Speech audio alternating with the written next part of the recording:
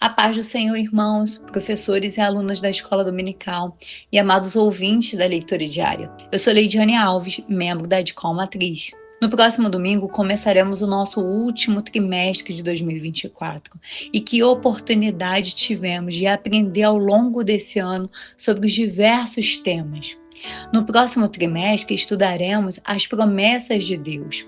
Segundo o comentarista, a sua aplicação visa levar os alunos a confiar e viver as bênçãos do Senhor, porque fiel é aquele que prometeu. Nossa primeira lição é sobre as promessas de Deus e a nossa leitura diária de terça-feira aborda Jesus, a promessa do nosso Emanuel. Nosso versículo de referência está no livro do profeta Isaías, capítulo 7, versículo 14, que diz o seguinte: Portanto, o mesmo Senhor vos dará um sinal. Eis que a Virgem conceberá e dará à luz a um filho e chamará o seu nome Emanuel. Gostaria de começar o nosso comentário de hoje com uma breve reflexão. O que você entende quando alguém fala que as promessas de Deus irão se cumprir na sua vida? Para algumas pessoas, essa frase gera uma convicção de que Deus realizará os sonhos pessoais dela. Porém, será que é assim que devemos entender as chamadas promessas de Deus? Quando olhamos para as promessas de Deus, isto é, ao ato de Deus em prometer algo a alguém ou a si mesmo,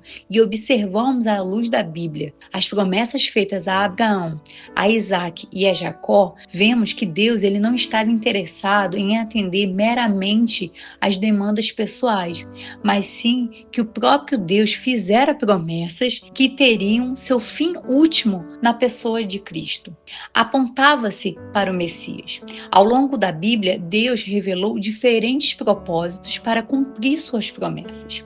Então, o que podemos entender como promessas de Deus é a comunicação explícita de sua vontade aos homens, que tem como resultados as ações soberanas de Deus que movem a nossa vida e tem como objetivo final a glória do próprio Deus e não meramente o atendimento das necessidades humanas.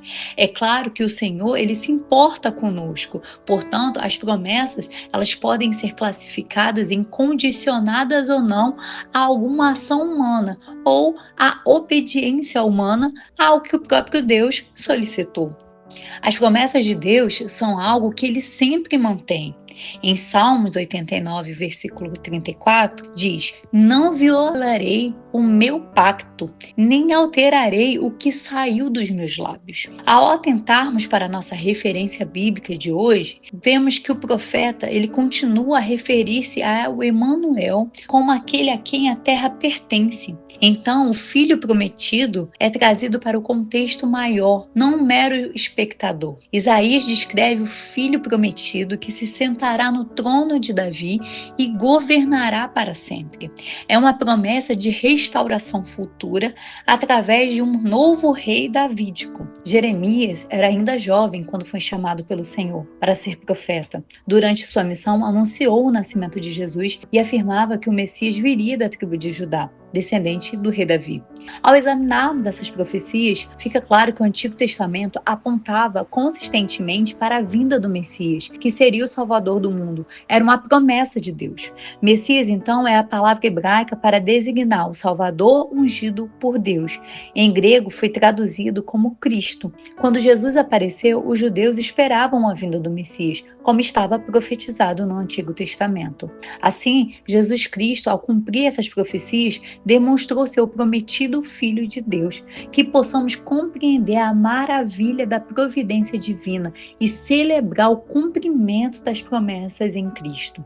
Paulo escreve aos Romanos no capítulo 10, versículo 13, porque todo aquele que invocar o nome do Senhor será salvo. Observe que esta promessa é para todos.